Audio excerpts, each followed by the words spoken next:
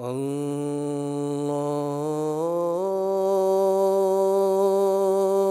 أكبر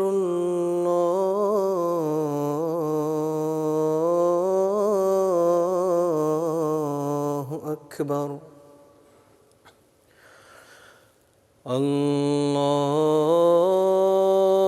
الله أكبر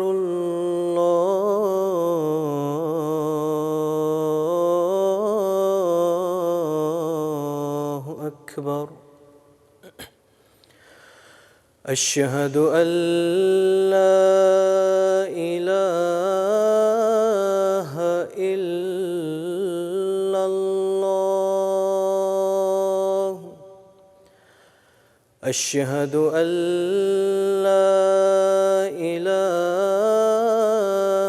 إلا الله أشهد أن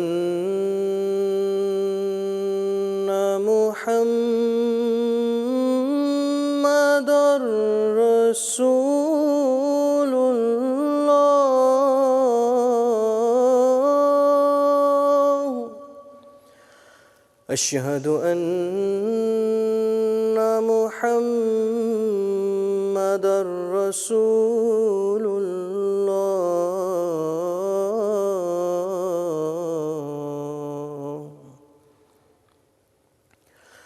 حي على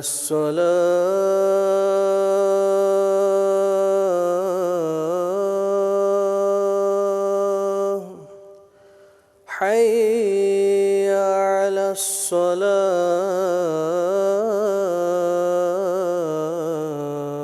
الصلاة حي على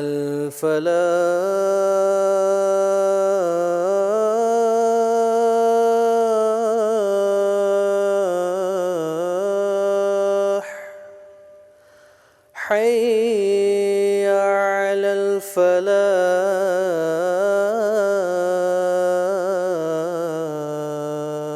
الفلاح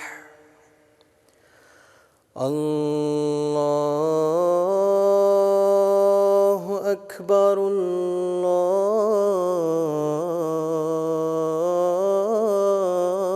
الله أكبر لا إله إلا الله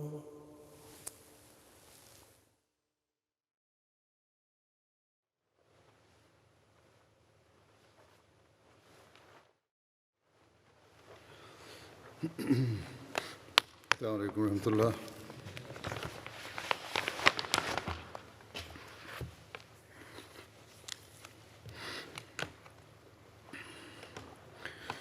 أشهد أن لا إله إلا الله وحده لا شريك له وأشهد أن محمدًا عبده ورسوله أما بعد فأعوذ بالله من الشيطان الرجيم بسم الله الرحمن الرحيم الحمد لله رب العالمين الرحمن الرحيم مالك يوم الدين إياك نعبد وإياك نستعين اهدنا الصراط المستقيم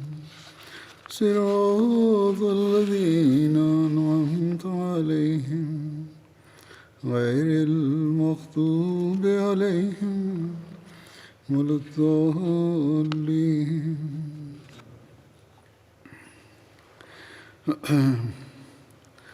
حضرت عمر رضی اللہ عنہ کے زمانے کا ذکر ہو رہا ہے. اس وقت جو مختلف جنگیں لڑی گئیں ان کا ذکر چل رہا تھا. ان میں سے ایک جنگ جندہ صابور ہے. جب حضرت ابو صبرہ بن رحم ساسانی بستیوں کی فتح سے فارغ ہوئے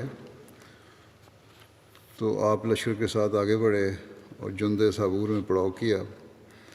جندہ صابور یہ خوزستان کا ایک شہر تھا. بہرحال ان کے ساتھ صبح شام جنگی مارکے ہوتے رہے دشمنوں کے ساتھ، لیکن یہ اپنی جگہ ڈٹے رہے یہاں تک کہ مسلمانوں کی طرف سے کسی نے امان دینے کی پیشکش کر دی.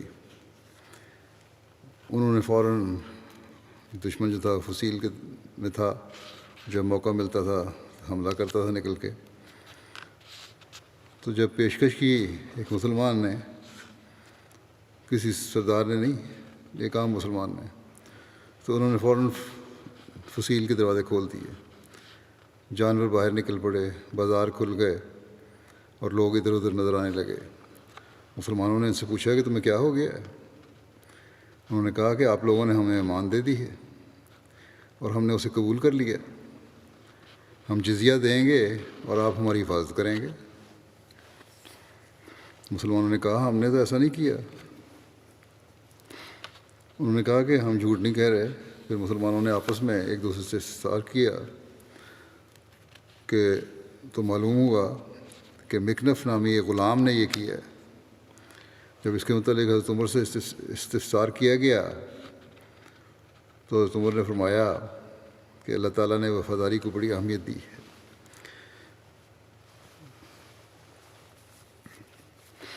تم وفادار نہیں ہو سکتے جب تک اس عہد کو پورا نہ کرو. جو عہد کر لیا، چاہے غلام نے کیا، اس کو پورا کرو. جب تک تم شک میں ہو انہیں مہلت دو اور ان کے ساتھ وفاداری کرو. چنانچہ مسلمانوں نے عہد و پیمان کی تصدیق کی اور واپس لوٹ آئے. یہ مارکہ خوزستان کی فتوحات کا خاتمہ تھا. حضرت مسلم موعود رضی اللہ عنہ نے بھی اس طرح کے واقعہ کا ذکر کرتے ہوئے بیان فرمایا کہ حضرت عمر کے زمانے میں ایک حبشی غلام نے ایک قوم سے یہ معاہدہ کیا تھا کہ فلاں فلاں رعایتیں تمہیں دی جائیں گی. جب اسلامی فوج گئی تو اس قوم نے کہا کہ ہم سے تو یہ معاہدہ ہے.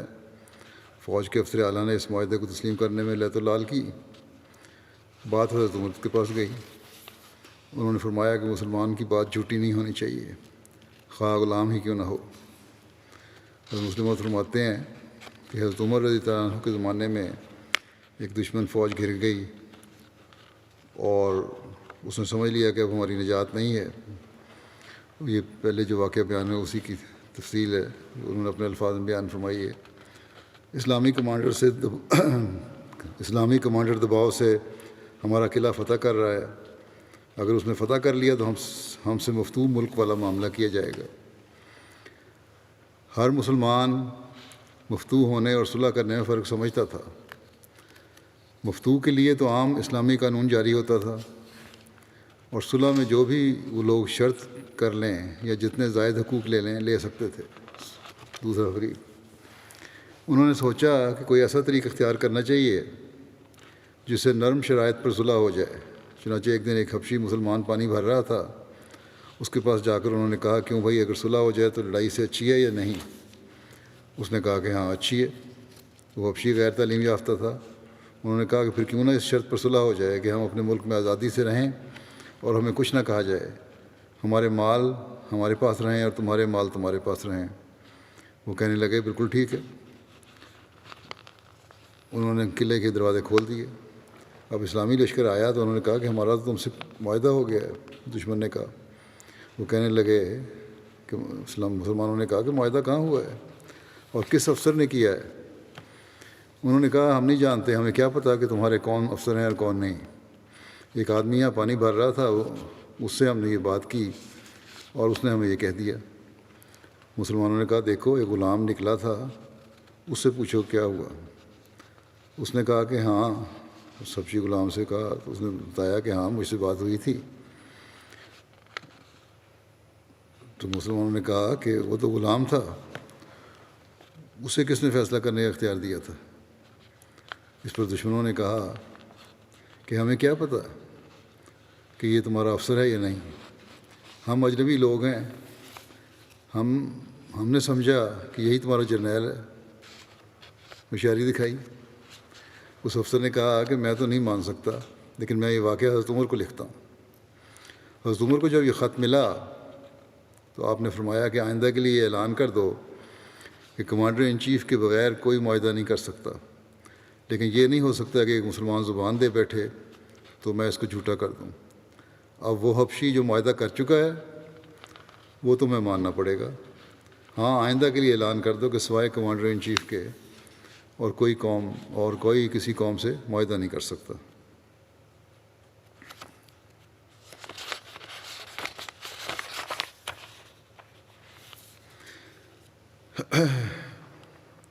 حضرت عمر کہ جو ایران کو فتح کیا اور کیا وجوہات تھیں، کیوں مجبور ہوئے آپ، ان کا بیان اس طرح ہوا ہے کہ حضرت عمر کی قلبی خواہش تھی کہ اگر عراق اور احواز کے مارکوں پر ہی اس خون ریز جنگ کا خاتمہ ہو جائے تو بہتر ہے، جنگیں کرنے کوئی فائدہ نہیں۔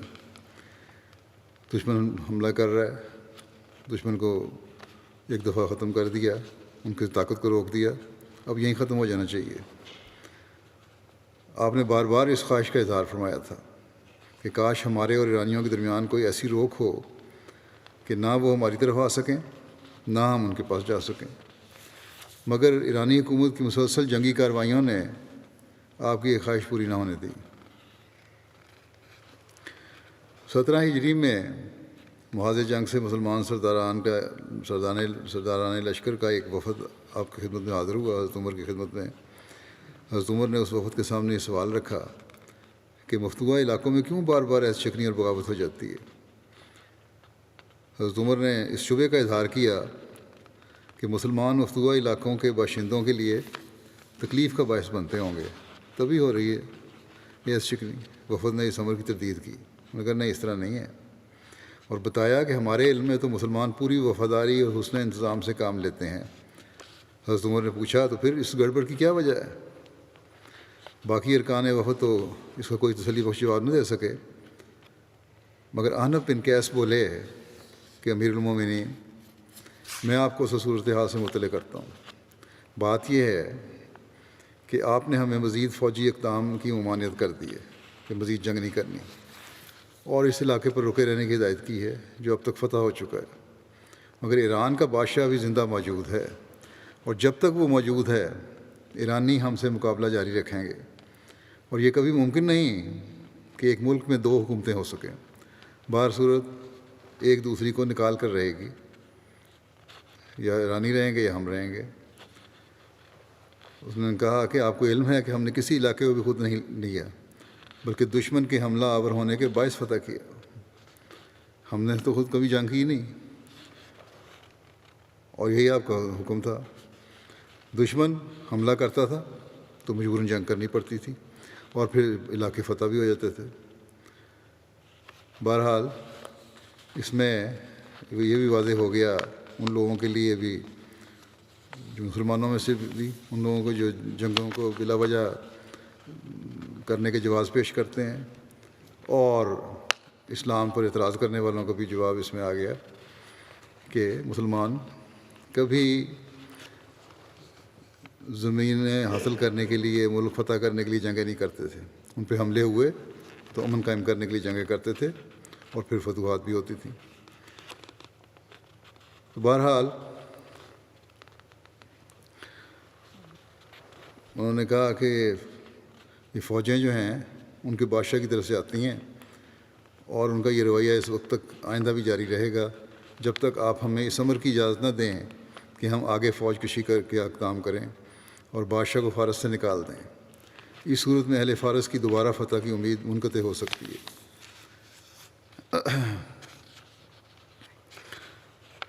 اور بات بھی یہی تھی۔ حضرت عمر نے اس رائے کو صائب قرار دیتے ہوئے یہ سمجھ لیا کہ اب ایران میں مزید پیش قدمی کیے بغیر چارہ نہیں ہے، مجبوری ہے، اس کے بغیر امن قائم نہیں ہو سکتا اور مسلمانوں کا خون ہوتا رہے گا، جنگیں ہوتی رہیں گی۔ مگر اس کا عملی فیصلہ پھر بھی حضرت عمر نے 1.5-2 سال کے بعد 21 ہجری میں نہاوند کے مارکے کے بعد کیا، جبکہ ایرانی زبردست طاقت کے ساتھ مسلمانوں کے مقابلے کے لیے نکلے تھے اور نہاوند کے مقابلے پر ایک زبردست جنگ ہوئی تھی۔ جنگ نہاوند جو ہے وہ ایران اور عراق میں جو مسلمانوں کی جنگی مہم میں اس کو جنگ نہاوند جو ہے اس کو فتح الفتوح بھی کہتے ہیں۔ ایران اور عراق میں مسلمانوں کی جنگی مہم میں 3 مارکوں کو فیصلہ کن حیثیت حاصل ہے، یعنی قادسیہ کا مارکہ، جلولہ کا مارکہ اور نہاوند کا مارکہ۔ اور نہاوند کی فتح اپنے نتائج کے لحاظ سے اس قدر عام تھی کہ مسلمانوں میں فتح الفتوح کے نام سے معروف ہو گئی تھی، یعنی تمام فتوحات سے بڑھ کر فتح۔ نہاوند کی یہ جنگ پہلی 2 زبردست شکستوں کے بعد ایرانیوں کی طرف سے ایسے حملے کی آخری کوشش تھی۔ اس مارکے کی تفاصیل یہ ہیں کہ شاہ ایران یزدجرد نے جو اب مرو میں مقیم تھا یا بروایت ابو حنیفہ دیناوری قم میں رہائش پذیر تھا، بڑی سرگرمی سے مسلمانوں کے مقابلے کے لیے لشکر جمع کرنا شروع کیا اور اپنے خطوط سے خراسان سے لے کر سندھ تک ملک میں ایک حرکت پیدا کر دی اور ہر طرف سے ایرانی فوج امٹ کر نہاوند میں جمع ہونے لگی۔ نہاوند ایران کا ایک شہر ہے جو کرمان شاہ کے مشرق میں واقع ہے اور صوبہ ہمدان کے دارالحکومت ہمدان سے تقریباً 70 کلومیٹر جنوب میں واقع ہے۔ نہاوند مکمل طور پر پہاڑوں کے درمیان ایک شہر تھا۔ حضرت سعد نے اس لشکر کی اطلاع حضرت عمر کی خدمت میں ارسال کر دی، مدینہ بھیجی۔ چند روز بعد جب خود حضرت سعد کو حضرت عمر نے ان کے عہدے سے سرپوش کر دیا اور حضرت سعد کو مدینہ جانے کا موقع ملا تو حضرت عمر نے زبانی یہ تمام اطلاعات حضرت سعد نے پھر یہ زبانی اطلاعات حضرت عمر کی خدمت میں پیش کر دی۔ حضرت سعد کو معزول کر کے یہ اہم عہدہ دربار خلافت کی طرف سے حضرت عمار بن یاسر کو دیا گیا۔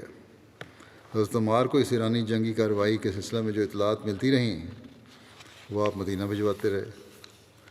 حضرت عمر نے مجلس مشاورت منعقد کی اور ممبر پر کھڑے ہو کر ایک تقریر کی جس میں فرمایا، اے قوم عرب، اللہ تعالیٰ نے اسلام کے ذریعے تمہاری تائید کی اور افتراق کے بعد تمہیں متحد کر دیا اور فاقہ کشی کے بعد تمہیں غنی کر دیا، اور جس میدان میں بھی تمہیں دشمن سے مقابلہ کرنا پڑا اس نے تمہیں فتح دی، بس تم نہ کبھی ماندہ ہوئے نہ مغلوب۔ اور اب شیطان نے کچھ لشکر جمع کیے ہیں تاکہ خدا کے نور کو بجھائے، اور یہ عمار بن یاسر کا خط ہے کہ کومس، تبرستان، نمباوند، جرجان، اصبہان، کم، ہمدان، ماہین اور سبزان کے باشندے اپنے بادشاہ کے گرد جمع ہو رہے ہیں تاکہ تمہارے بھائیوں کے مقابلے کے لیے جو کوفہ اور بصرہ میں ہیں نکلیں اور ان کو اپنے وطن سے نکال کر خود تمہارے ملک پر حملہ آور ہوں۔ اے لوگو، اس بارے میں مجھے اپنا مشورہ دو، یہ معاملہ اہم ہے۔ میں نہیں پاتا کہ آپ لوگ زیادہ باتیں کریں اور آپس میں اختلاف رائے رکھیں۔ میں پاتا ہوں کہ آپ مختصراً مجھے مشورہ دیں کہ کیا یہ مناسب ہوگا کہ میں خود اس وقت ایران کو روانہ ہوں اور بصرہ اور کوفہ کے درمیان کسی مناسب مقام پر قیام کر کے اپنے لشکر کا مددگار ہوں، اور اگر خدا کے فضل سے اس مارکے میں فتح ہو جائے تو اپنے لشکر کو دشمن کے علاقے میں مزید پیش قدمی کے لیے روانہ کروں۔ حضرت عمر کی تقریر کے بعد حضرت طلحہ بن عبید اللہ کھڑے ہوئے اور تشہد کے بعد بولے کہ اے امیر المومنین، امور مملکت نے آپ کو دانشمند بنا دیا ہے اور تجارب نے آپ کو ہوشیار بنا دیا ہے۔ آپ جو چاہیں کیجئے اور جو آپ کی اپنی رائے ہے اس پر عمل کیجئے۔ ہم آپ کے ساتھ ہیں، آپ ہمیں حکم دیں، ہم آپ کی اطاعت کریں گے، ہمیں بلائیں، ہم آپ کی آواز پر لبیک کہیں گے، ہمیں بھیجیں، ہم روانہ ہو جائیں گے، آپ ہمیں ساتھ لے جانا چاہیں ہم آپ کے ساتھ ہوں گے، آپ خود ہی اس امر کا فیصلہ کیجئے کیونکہ آپ باخبر اور تجربہ کار ہیں۔ طلحہ یہ کہہ کر بیٹھ گئے، مگر حضرت عمر مشورہ لینا چاہتے تھے۔ آپ نے فرمایا، لوگوں کچھ کہو، کیونکہ آج کا موقع ایسا ہے جس کے نتائج دیر پا ہیں۔ اس پر حضرت عثمان کھڑے ہوئے اور فرمایا، اے امیر المومنین، میری رائے یہ ہے کہ آپ شام اور یمن میں یہ احکامات بھیج دیں کہ وہاں کی اسلامی افواج ایران کی طرف روانہ ہوں۔ اسی طرح بصرہ کی افواج کو احکام بھیج دیں کہ وہاں سے بھی فوجیں روانہ ہو جائیں، اور آپ خود یہاں سے حجاز کی افواج کو لے کر کوفہ کی طرف روانہ ہوں۔ اس صورت میں وہ جو دشمن کی کثرت تعداد کے خطرے کا احساس آپ کو ہے وہ دور ہو جائے گا۔ یہ موقع واقعی ایسا ہے جس کے نتائج دیر پا ہوں گے، اس لیے آپ کی اس میں خود اپنی رائے اور اپنے رفقائے کار کے ساتھ موجودگی ضروری ہے، یعنی خود جانا چاہیے فرنٹ لائن پہ۔ حضرت عثمان کی تجویز مجلس کے اکثر لوگوں کو پسند آئی اور مسلمان ہر طرف سے بولے کہ یہ ٹھیک ہے۔ حضرت عمر نے مزید مشورہ طلب کیا، اس کو بھی مانا نہیں حضرت عمر نے، انہوں نے فرمایا کہ مزید مشورہ دو۔ پھر حضرت علی کھڑے ہو گئے، ایک لمبی تقریر کی جس میں فرمایا، امیر المومنین، اگر آپ نے شام کی افواج کو وہاں سے ہٹ جانے کا حکم دیا تو وہاں رومی حکومت کا قبضہ ہو جائے گا، اور اگر یمن سے اسلامی افواج ہٹائیں تو حبشہ کی حکومت وہاں قبضہ کر لے گی۔ اگر آپ خود یہاں سے روانہ ہوئے تو ملک کے گوشے گوشے سے مسلمان آپ کا نام سن کر آپ کی معیت کے لیے امٹ پڑیں گے، اور جس طرح خطرے کا مقابلے کے لیے آپ جا رہے ہیں اس سے زیادہ خطرہ ملک خالی ہو جانے کی وجہ سے خود یہاں پیدا ہو جائے گا۔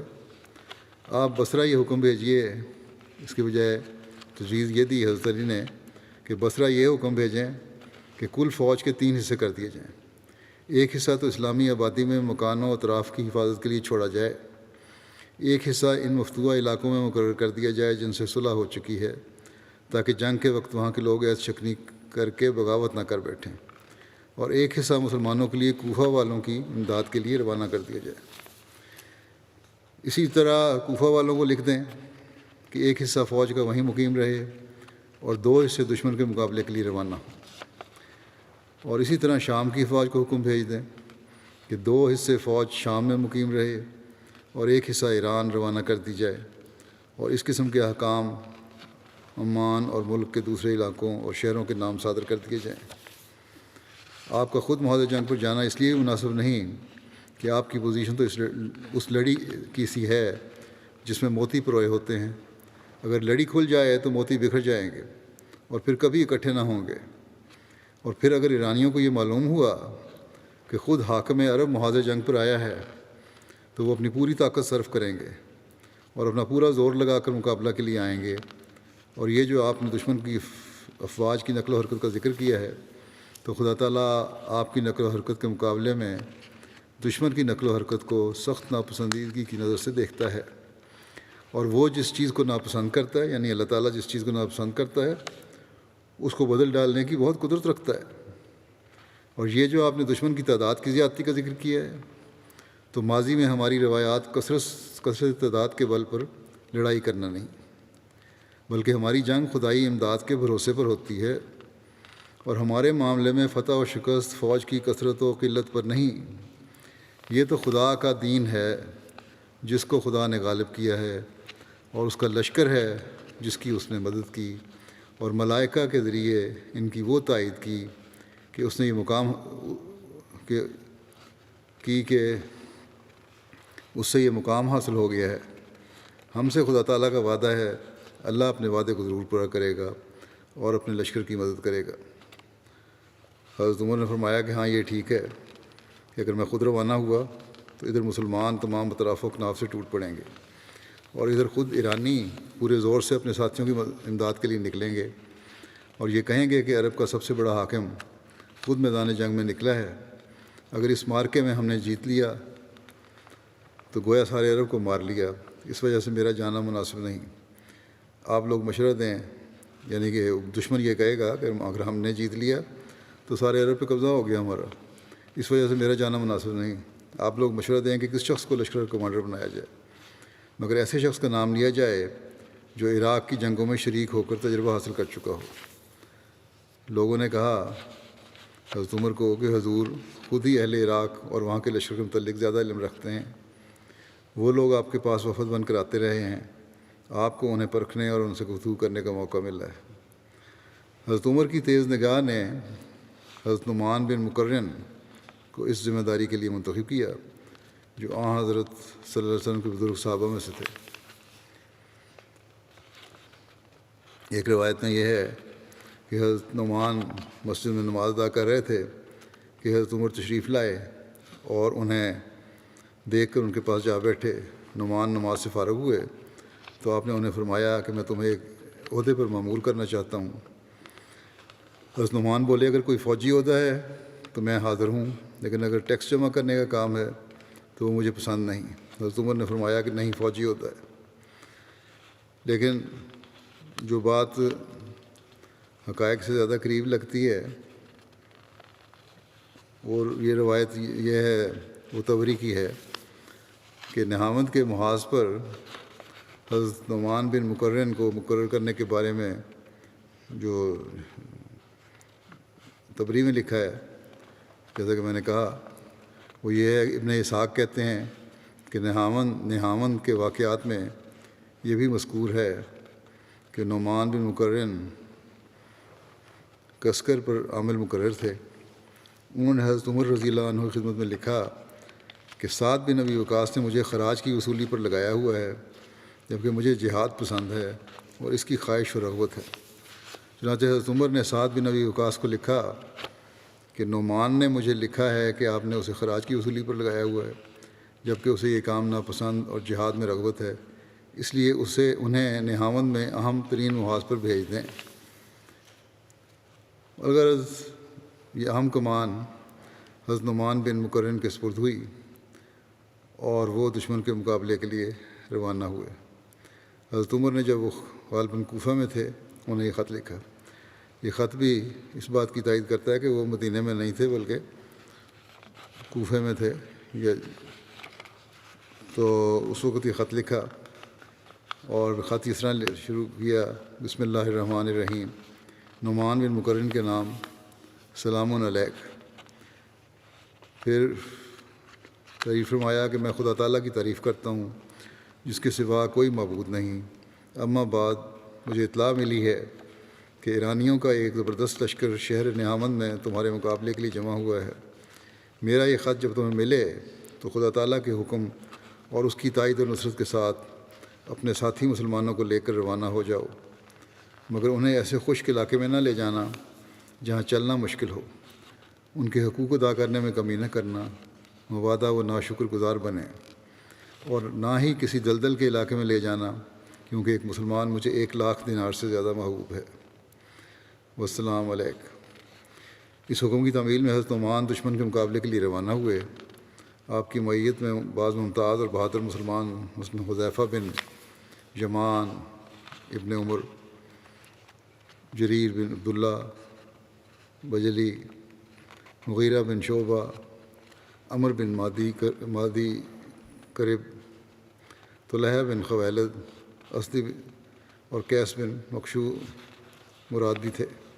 حضرت عمر نے ہدایت کی تھی کہ اگر نعمان بن مقرن شہید ہو جائیں تو امیر حذیفہ بن یمان ہوں گے، ان کے بعد جریر بن عبداللہ بجلی، ان کے بعد حضرت مغیرہ بن شعبہ، اور ان کی شہادت پر اشس بن قیس، عمر بن مادی کرب اور طلحہ بن خویلد کے بارے میں نعمان کو حضرت عمر نے یہ لکھا کہ عمر بن مادی کرب اور طلحہ بن خویلد دونوں تمہارے ساتھ ہیں، یہ دونوں عرب کے شاہ سوار ہیں، ان سے جنگی امور میں مشورہ لیتے رہنا، مگر ان کو کسی کام میں افسر نہ بنانا۔ بہرحال اسلامی لشکر روانہ ہوا۔ حضرت نعمان نے جاسوسوں کے ذریعے معلوم کر لیا تھا کہ نہاوند تک راستہ صاف ہے جہاں دشمن کا لشکر جمع تھا۔ قبل دن یہ اطلاع ملی تھیں، ان سے معلوم ہوتا تھا کہ دشمن بہت بڑی تعداد میں جمع ہو رہا ہے۔ مورخین نے اس لشکر کی تعداد 60,000 اور 1,00,000 بھی لکھی ہے، مگر بخاری کی جو روایت ہے وہ کہتی، اس کے مطابق یہ تعداد 40,000 تھی، یعنی جو پہلے 60,000 یا لاکھ ہیں یہ مبالغہ ہے۔ بخاری کے مطابق تو دشمن کی تعداد 40,000 تھی۔ دشمن نے چاہا کہ کسی شخص کو گفتگو کے لیے بھیجا جائے۔ حضرت مغیرہ بن شعبہ تشریف لے گئے۔ ایرانیوں نے بڑی شان و شوکت سے مجلس منعقد کی۔ ایرانی سپہ سالار سر پر تاج پہنے سنہری تخت پر متمکن تھا۔ درباری ایسے ہتھیار لگائے بیٹھے تھے کہ دیکھ کر آنکھیں خیرہ ہوتی تھیں۔ مترجم موجود تھا۔ ایرانی سپہ سالار نے وہی پرانی کہانی دہرائی، اہل عرب کی زندگی کے ہر پہلو کے لحاظ سے رذیل حالت کا ذکر کیا، اور کہا کہ میں اپنے سرداروں کو جو میرے گرد بیٹھے ہیں اس لیے تم لوگوں کو ختم کر دینے کا حکم نہیں دیتا کہ میں نہیں چاہتا کہ تمہارے گندے اجسام سے ان کے تیر ناپاک ہوں، نعوذ باللہ۔ اگر اب بھی تم واپس چلے جاؤ تو ہم تمہیں چھوڑے دیتے ہیں، ورنہ پھر میدان جنگ میں تمہاری لاشیں نظر آئیں گی۔ دشمن کی ان مضحکہ خیز دھمکیوں سے کیا ہوتا تھا؟ حضرت مغیرہ نے فرمایا کہ اب وہ زمانہ گیا جو حضرت صلی اللہ علیہ وسلم کی بعثت سے پہلے ہوتا تھا۔ آپ صلی اللہ علیہ وسلم کی آمد نے نقشہ ہی بدل دیا ہے۔ سفارت ناکام ہوئی بہرحال، اور دونوں لشکر مارکہ آرائی کے لیے تیار ہوئے۔ اسلامی لشکر کے مقدمے پر نعیم بن مقرن مقرر تھے۔ بازوؤں کی کمان حذیفہ بن جمان اور سوید بن مقرن کے ہاتھ میں تھی۔ مجردہ کے افسر قعقاع بن عمر تھے۔ مجردہ گھوڑ سواروں کی جو فرنٹ لائن کے گھوڑ سواروں کا رسالہ ہے اس کو کہتے ہیں، اور لشکر کا پچھلا حصہ مجاشے کی سرکردگی میں تھا۔ جھڑپیں شروع ہو گئیں، مگر میدان جنگ کی صورتحال مسلمانوں کے لیے سخت ضرر رساں تھی، کیونکہ دشمن خندقوں، قلعوں اور مکانوں کی وجہ سے محفوظ تھا۔ مسلمان کھلے میدان میں تھے۔ دشمن جب اپنے لیے مناسب دیکھتا اچانک باہر نکل کر حملہ کر دیتا اور پھر واپس اپنے محفوظ مقامات میں داخل ہو جاتا۔ اسلحے کے لحاظ سے دشمن کی حالت تھی کہ ایک راوی کا بیان ہے کہ میں نے انہیں ایک جگہ گزرتے دیکھا، ایسے معلوم ہوتا تھا گویا لوہے کے پہاڑ ہیں۔ ان حالات کو دیکھ کر اسلامی لشکر کے سپہ سالار نعمان بن مقرن نے ایک مشورے کی مجلس منعقد کی، جس میں لشکر کے تجربہ کار اور باتدبیر لوگوں کو بلوایا اور ان کو مخاطب ہو کر بولے، آپ لوگ دیکھ رہے ہیں کہ کس طرح دشمن اپنے قلعوں، خندقوں اور عمارتوں کی وجہ سے محفوظ بیٹھا ہوا ہے۔ جب اس کی مرضی ہوتی ہے باہر نکلتا ہے، اور مسلمان اس وقت اس سے لڑائی نہیں کر سکتے جب تک خود اس کی مرضی باہر نکل کر مقابلہ کرنے کی نہ ہو۔ ادھر دشمن کو امدادی کمک بھی مسلسل مل رہی ہے۔ انہوں نے کہا کہ آپ دیکھ رہے ہیں کہ مسلمان اس صورتحال سے کس مشکل میں مبتلا ہے۔ اب کیا طریقہ اختیار کیا جائے کہ دیر کیے بغیر ہم دشمن کو کھلے میدان میں آ کر مقابلہ کے لیے مجبور کر دیں۔ سپہ سالار کی اس بات کو سن کر اس مجلس میں سب سے عمر رسیدہ شخص عمر بن سبئی بولے، وہ قلعوں میں محصور رہیں اور محاصرہ معصور ہیں۔ انہوں نے کہا کہ دشمن قلعوں میں محصور ہے اور محاصرہ لمبا ہو رہا ہے، اور یہ امر اسلامی لشکر کی نسبت دشمن پر زیادہ گراں اور تکلیف دہ ہے، اس لیے آپ اس طرح چلنے دیجئے اور محاصرہ لمبا کرتے چلے جائیں۔ ہاں، ان میں جو لڑنے نکلتے ہیں ان سے مقابلہ جاری رکھا جائے۔ مگر عمر بن سبئی کی یہ تجویز مجلس نے منظور نہ کی۔ اس کے بعد عمر بن مادی کرب نے کہا، گھبرانے اور ڈرنے کی کوئی بات نہیں، پوری طاقت سے آگے بڑھ کر دشمن پر حملہ کیا جائے۔ مگر یہ تجویز بھی رد کر دی گئی۔ تجربہ کاروں نے یہ اعتراض کیا کہ آگے بڑھ کر حملہ کرنے کی صورت میں ہمیں انسانوں سے مقابلہ نہیں کرنا پڑتا بلکہ دیواروں سے ٹکر لینی پڑتی ہے۔ یہ دیواریں ہمارے خلاف دشمن کی مدد دیتی ہیں، یعنی قلعے میں بند ہیں، دشمن تو نہیں سامنے۔ اس پر طلحہ کھڑے ہوئے اور بولے، میرے نزدیک ان دونوں صاحبوں کی رائے درست نہیں ہے۔ میری رائے یہ ہے کہ ایک چھوٹا سا رسالہ دشمن کی طرف بھیجا جائے جو قریب جا کر تیر اندازی کر کے کچھ لڑائی بھڑکانے کی صورت پیدا کرے۔ اس رسالے کے مقابلے کے لیے دشمن باہر نکلے گا اور ہمارے رسالے کا مقابلہ کرے گا۔ اس صورت میں ہمارا رسالہ پیچھے ہٹنا شروع کر دے اور یہ ظاہر کرے گویا وہ شکست کھا کر بھاگ رہا ہے۔ امید ہے کہ دشمن فتح کی طمع میں باہر نکلے گا، اور جب وہ باہر کھلے میدان میں آ جائے تو ہم اس سے اچھی طرح نمٹ لیں گے۔ حضرت نعمان نے یہ تجویز منظور کر لی اور اسے حضرت قعقاع کے سپرد کیا کہ اس تجویز کو عملی جامہ پہنائیں۔ انہوں نے طلحہ کی تجویز پر عمل کیا اور بعینہ ہی ویسا ہی ظہور میں آیا جو طلحہ کا خیال تھا۔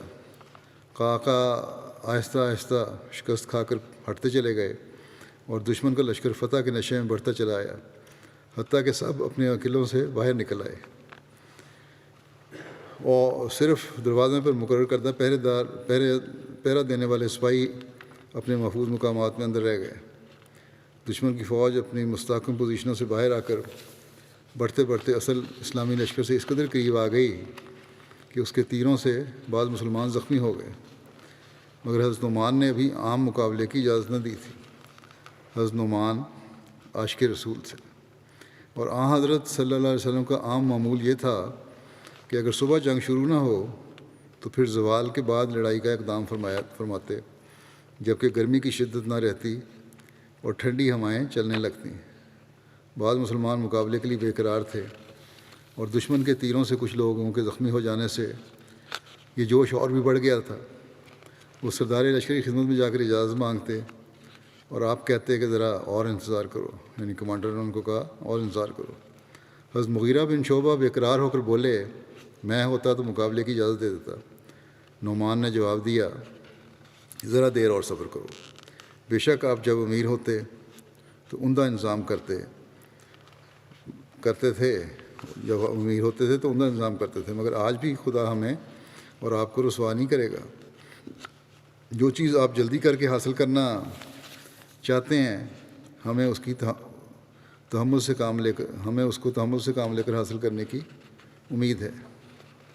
جب دوپہر ڈھلنے کو تھی تو حضرت نعمان گھوڑے پر سوار ہوئے اور سارے لشکر کا چکر لگایا اور ہر جھنڈے کے پاس کھڑے ہو کر نہایت پرجوش تقریر کی اور نہایت دردناک الفاظ میں اپنی شہادت کے لیے دعا کی، جس کو سن کر لوگ رونے لگے۔ اس کے بعد آپ نے ہدایت کی کہ میں 3 مرتبہ تکبیر کہوں گا اور ساتھ ہی جھنڈا ہلاؤں گا۔ پہلی مرتبہ ہر شخص مستعد ہو جائے، دوسری دفعہ ہتھیار تول لے، یعنی ہتھیاروں کو تیار رکھے اور دشمن پر ٹوٹ پڑنے کے لیے بالکل تیار ہو جائے، اور تیسری مرتبہ تکبیر کہنے اور جھنڈا ہلانے کے ساتھ ہی میں دشمن کی صفوں پر جا پڑوں گا۔ تم میں سے ہر شخص اپنے مقابل کی صفوں پر حملہ کر دینا۔ اس کے بعد دعا کی کہ اے خدا اپنے دین کو عزت دے، اپنے بندوں کی نصرت فرما، اور اس کے بدلے میں نعمان کو پہلا شہید ہونے کی توفیق عطا کر۔ کمانڈر نے یہ دعا کی۔ حضرت نعمان نے تیسری بار تکبیر کہی تھی کہ مسلمان دشمن کی صفوں پر ٹوٹ پڑے۔ راوی کہتا ہے کہ جوش کا یہ عالم تھا کہ کسی ایک کے متعلق بھی یہ تصور نہیں کیا جا سکتا کہ وہ مرے یا فتح حاصل کیے بغیر واپس جانے کا خیال بھی رکھتا ہو۔ نعمان جھنڈا لیے خود اس تیزی سے دشمن پر لپکے کہ دیکھنے والوں کو یوں معلوم ہوتا تھا کہ جھنڈا نہیں بلکہ کوئی عقاب جھپٹا مار رہا ہے۔ غرض مسلمان تلواریں لے کر یکجائی طور پر حملہ آور ہوئے، مگر دشمن کی صفیں بھی اس ریلے کے سامنے جمی ہوئی تھیں۔ لوہے کے لوہے سے ٹکرانے سے سخت شور ہو رہا تھا۔ زمین پر خون بہنے کی وجہ سے مسلمان شاہ سواروں کے گھوڑے پھسلنے لگے۔ حضرت نعمان جنگ میں زخمی ہو گئے تھے، آپ کا گھوڑا بھی پھسلا اور آپ زمین پر گر پڑے۔ آپ اپنی سفید قبا اور ٹوپی کی وجہ سے نمایاں طور پر نظر آتے تھے۔ آپ کے بھائی نعیم بن مقرن نے جب آپ کو گرتے دیکھا تو کمال ہوشیاری سے جھنڈا گرنے سے قبل ہی اٹھا لیا اور حضرت نعمان کو کپڑے سے ڈھانک دیا اور جھنڈا لے کر حذیفہ بن یمان کے پاس آئے جو حضرت نعمان کے جانشین تھے۔ حضرت حذیفہ نعیم بن مقرن کو لے کر اس مقام پر آ گئے جہاں نعمان تھے، اور اس جگہ جھنڈا بلند کر دیا گیا، اور حضرت مغیرہ کے مشورے کے مطابق لڑائی کا نتیجہ نکلنے تک حضرت نعمان کی وفات کو مخفی رکھا گیا۔ اخبار الطوال میں لکھا ہے کہ حضرت نعمان بن مقرن جب زخمی ہو کر گرے تو ان کے بھائی انہیں اٹھا کر خیمہ میں لے گئے اور ان کا لباس خود پہن لیا اور ان کی تلوار لے کر ان کے گھوڑے پر سوار ہو گئے، اور اکثر لوگوں کو یہی غلط فہمی رہی کہ یہ حضرت نعمان ہیں۔ مورخ تبری نے لکھا ہے نہایت نازک مرحلے پر امیر کے حکم کی اطاعت کی عمدہ مثال لکھی ہے۔ تبری کے مورخ نے لکھا ہے کہ ایسا نازک مرحلہ تھا تو امیر کے حکم کی یہ بہت عمدہ مثال ہے۔ حضرت نعمان نے اعلان کر دیا تھا کہ اگر نعمان بھی قتل ہو جائے تو کوئی شخص لڑائی چھوڑ کر اس کی طرف متوجہ نہ ہو بلکہ دشمن سے مقابلہ جاری رکھے۔ ماکل کہتے ہیں کہ جب حضرت نعمان گرے تو میں آپ کے پاس آیا کہ مجھے آپ کا حکم یاد آیا اور میں واپس چلا گیا اور لڑائی شروع کر دی۔ بہرحال لڑائی دن بھر بڑے زور سے جاری رہی، مگر رات ہوتے ہی دشمن کے پاؤں اکھڑ گئے اور میدان مسلمانوں کے ہاتھ آیا اور ایرانیوں کے بڑے بڑے سردار مارے گئے۔ ماکل کہتے ہیں کہ فتح کے بعد میں حضرت نعمان کے پاس آیا، ان میں رمق باقی تھی۔ میں نے ان کا چہرہ، تھوڑی سی سانس لے رہے تھے، میں نے ان کا چہرہ اپنی چھاگل سے دھویا۔ آپ نے میرا نام پوچھا اور دریافت کیا کہ مسلمانوں کا کیا حال ہے۔ میں نے کہا آپ کو خدا تعالیٰ کی طرف سے فتح و نصرت کی بشارت ہو۔ آپ نے فرمایا الحمدللہ، عمر کو اطلاع کر دو۔ حضرت عمر نہایت شدت سے لڑائی کے نتیجے کے منتظر تھے۔ جس رات لڑائی کی توقع تھی وہ رات حضرت عمر نے نہایت بے چینی سے جاگ کر گزاری، اور اس تکلیف سے، کہتے ہیں راوی، اس تکلیف سے دعا میں مصروف رہے کہ معلوم ہوتا کہ کوئی حاملہ عورت تکلیف میں ہے۔ قاصد فتح کی خوشخبری لے کر مدینہ پہنچا۔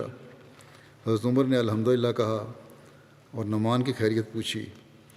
قاصد نے ان کی وفات کی خبر سنائی تو حضرت عمر کو سخت صدمہ ہوا اور سر پر ہاتھ رکھ کر روتے رہے۔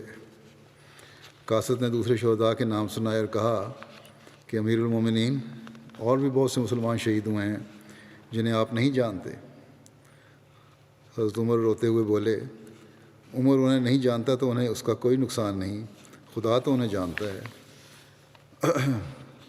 وہ مسلمانوں میں غیر معروف ہیں مگر خدا نے ان کو شہادت دے کر معزز کر دی ہے۔ اللہ ان کو پہچانتا ہے، عمر کے پہچاننے سے انہیں کیا غرض۔ مارکے کے بعد مسلمانوں نے ہمدان تک دشمن کا تعاقب کیا۔ یہ دیکھ کر ایرانی سردار خسرو شنوم نے ہمدان اور دستوی کے شہروں کی طرف سے اس ضمانت پر مصالحت کر لی کہ ان شہروں سے مسلمانوں پر حملہ نہیں ہوگا۔ اسلامی لشکر نے شہر نہاوند پر قبضہ کر لیا۔ نہاوند کی فتح اپنے نتائج کے لحاظ سے بہت اہم تھی۔ اس کے بعد ایرانیوں کو ایک جگہ مجتمع ہو کر مقابلہ کرنے کا موقع نہیں ملا اور مسلمان اس شخص کو فتح الفتوح کے نام سے یاد کرنے لگے۔ ایران پر عام لشکر کشی کی تجویز بھی ہوئی۔ کس طرح ہوئی؟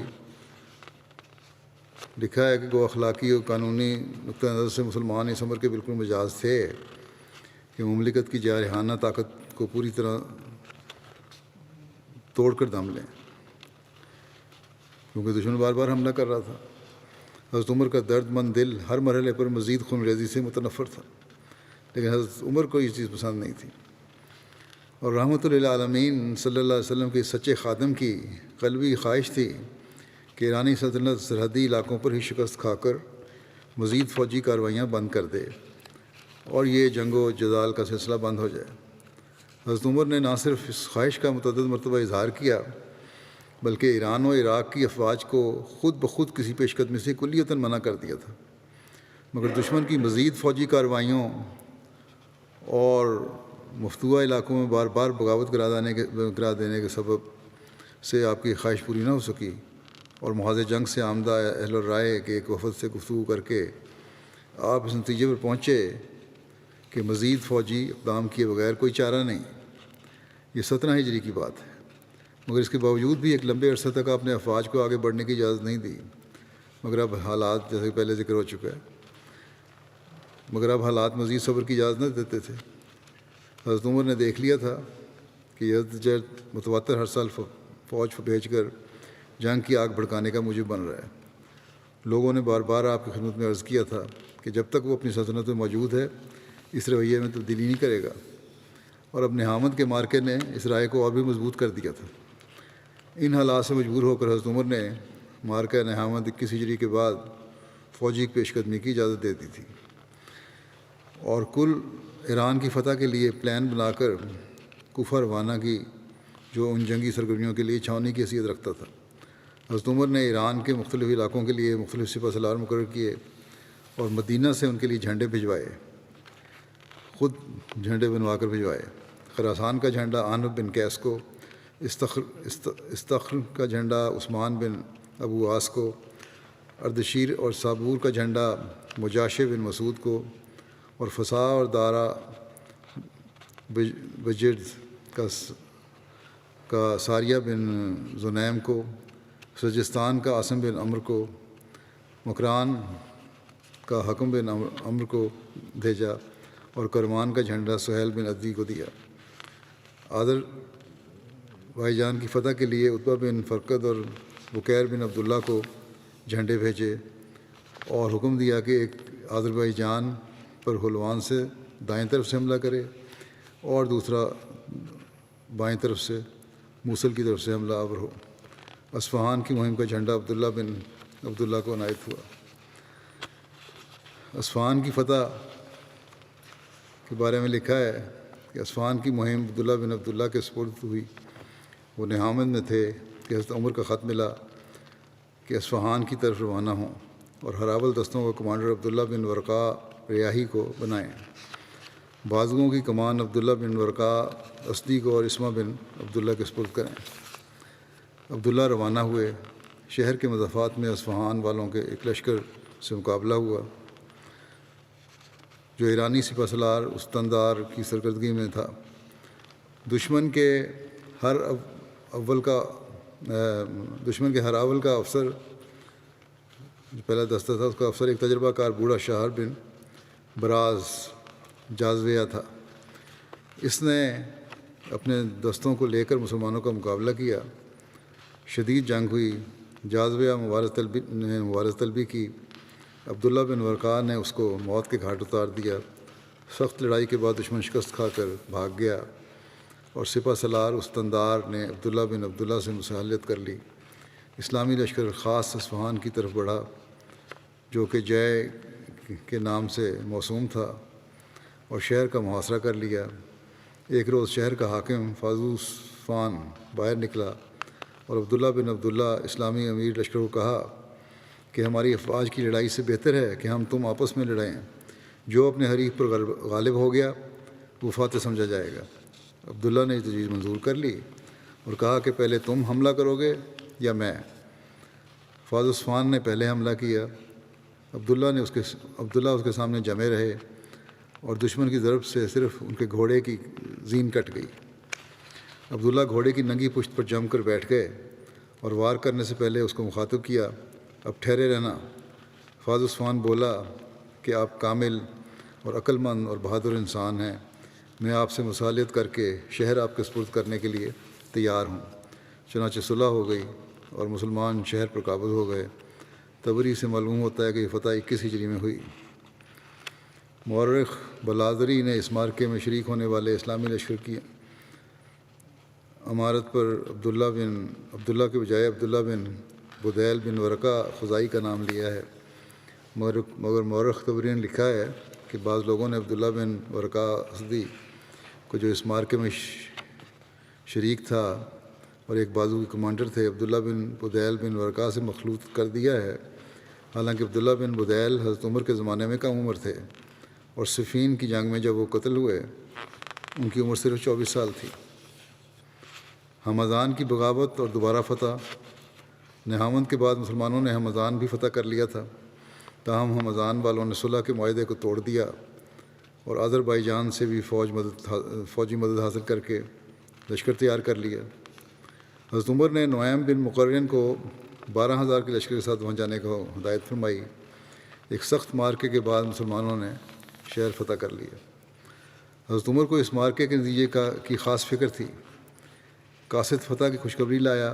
حضرت عمر نے اس کے ذریعے نعیم بن مقرن کو حکم بھیجا کہ ہمدان میں کسی کو اپنا قائم مقام بنا کر خود رے کی طرف بڑھیں اور وہاں جو لشکر ہے اس کو شکست دے کر رے میں ہی قیام کریں، کیونکہ اس شہر کو اس تمام علاقے میں مرکزی حیثیت حاصل ہے۔ باہر یہ ذکر ابھی اور دوسری جنگوں کا بھی ہے جو فتوحات ہوئی حضرت عمر کے زمانے میں، ان کا ذکر چل رہا ہے۔ انشاءاللہ آئندہ یہ ذکر ہوگا۔ اس وقت میں بعض مرحومین کا بھی ذکر کروں گا اور ان کا جنازہ بھی پڑھاؤں گا جمعہ کی نماز کے بعد۔ ان کا پہلا جو ہے وہ محمد دیانتونو صاحب انڈونیشیا کے ہیں، جو 15 جولائی میں 44 سال کی عمر میں وفات پا گئے تھے۔ انا للہ و انا الیہ راجعون۔ ان کی اہلیہ نے لکھا کہ مرحوم ایک غیر احمدی خاندان میں پیدا ہوئے، لیکن آپ کو بچپن سے مسجد جانے کا شوق تھا اور وہ دوسرے بچوں سے الگ تھلگ تھے۔ دیر دیر تک مسجد میں رہنا، اسلام کی تعلیم سیکھنا اور اللہ تعالیٰ کا ذکر کرنا انہیں پسند تھا۔ کہتے تھے کہ سب ان کے لیے حقیقی نعمت تھی تاکہ اللہ تعالیٰ کا قرب حاصل ہو جائے۔ گاؤں میں ان کا ایک دوست تھا جو احمدی تھا، جو یہ ہائی اسکول میں پڑھتے تھے تب ان کے اس دوست سے جماعت کے بارے میں ان کو پتہ چلا۔ مصوف نے جماعت چلی دو اور چیریبون میں بیعت کی۔ جب ان کے والد صاحب کو ان کی بیعت کا پتہ چلا تو انہیں بہت غصہ آیا اور گھر سے نکال دیا، کہ وہ سمجھتے تھے کہ ان کا بیٹا گمراہ ہو گیا۔ بہرحال گھر کا دروازہ بھی نہیں کھولا جاتا تھا ان کے لیے، باہر ان کو سونا پڑتا تھا۔ کچھ دیر یہ اسی طرح چلتا رہا، پھر کچھ معاف بھی کر دیا، گھر آنے بھی لگ گئے۔ بہرحال 1997 میں لوکل جماعت کے عہدیداران نے ان کو جامعہ جانے کی تجویز دی، کیونکہ ان کے نزدیک وہ مبلغ بننے کے قابل تھے۔ ان کو جوانی سے ہی تبلیغ کا شوق تھا۔ تو بہرحال انہوں نے جامعہ میں داخلہ لیا اور 2002 میں جامعہ سے فارغ ہوئے۔ ان کی پہلی تقرری جماعت جینے پونتوا میں ہوئی۔ کیونکہ ان کو تبلیغ کا شوق تھا، اس لیے داعیان کے ساتھ تبلیغ کے لیے گاؤں گاؤں جاتے تھے۔ اللہ کے فضل سے گاؤں میں سینکڑوں بیعتیں کروانے کی بھی توفیق پائی۔ اور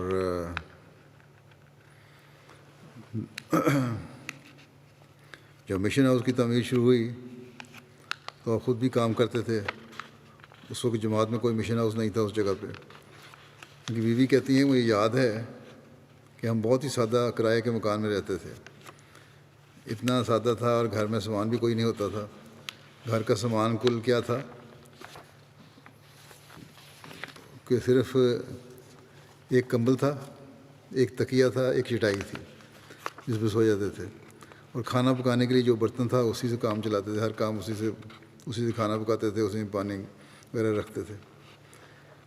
ایک دن کہتی ہیں کہ رئیس التبلیغ سیوطی عزیز صاحب اور صوبائی مبلغ سیف العیون صاحب ہمارے گھر آئے۔ گھر کی حالت دیکھ کر حیران ہو گئے دونوں۔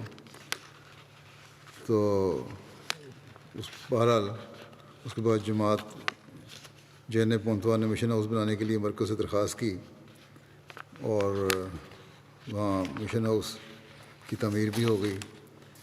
اس کے بعد مسجد بھی وہاں بن گئی۔ پہلے ہی لوگ ایک مشترکہ مسجد تھی مسلمانوں کی، وہاں نماز پڑھا کرتے تھے۔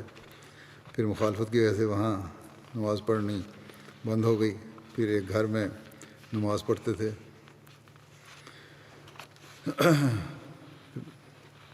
اور مسجد میں بنانے میں بھی بہت سی رکاوٹیں تھیں۔ مسجد بنانا چاہتے تھے، مستریوں نے کام کرنے سے انکار کر دیا۔ گاؤں کا جو سردار تھا اس نے بھی دھمکی دی کہ نہیں بننے دوں گا۔ بہرحال ان تمام رکاوٹوں کے باوجود انہوں نے ہمت نہیں ہاری اور بڑے مضبوط ارادے کے ساتھ سے مسجد کی تعمیر کرواتے رہے۔ اور مزدور وغیرہ اگر نہیں آتے تھے تو خدام اطفال سے کار عمل کرتے، بلکہ غیر احمدی بچے بھی شامل ہو جاتے تھے جن سے اچھا تعلق تھا وہ کار عمل میں، اور یوں یہ مسجد بن گئی۔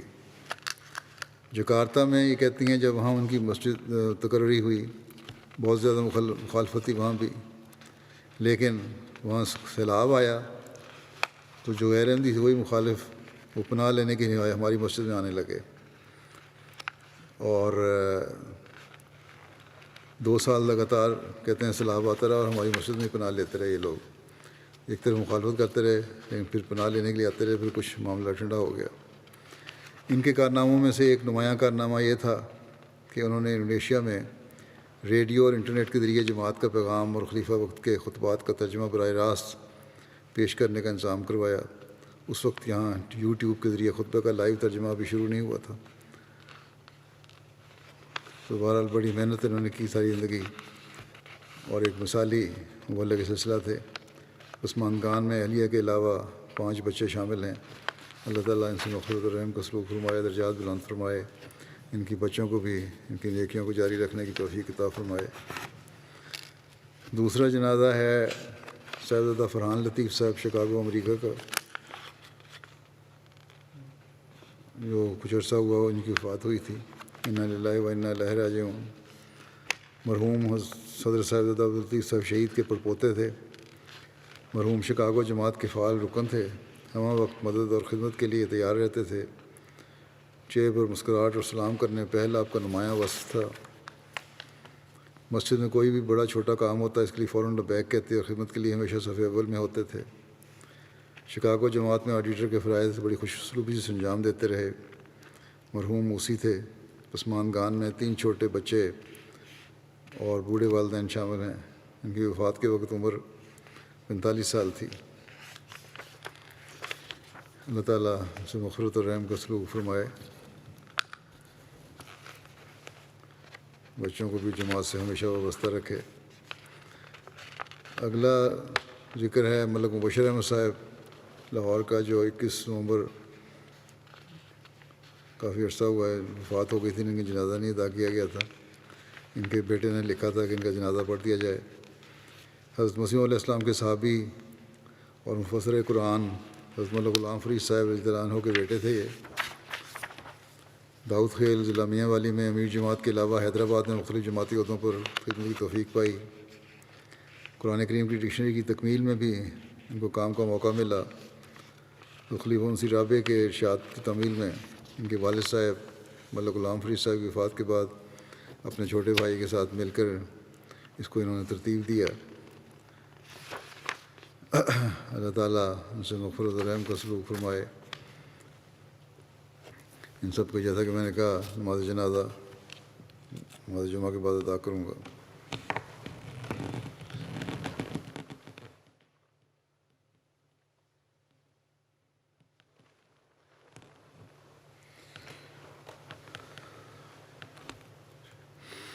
الحمد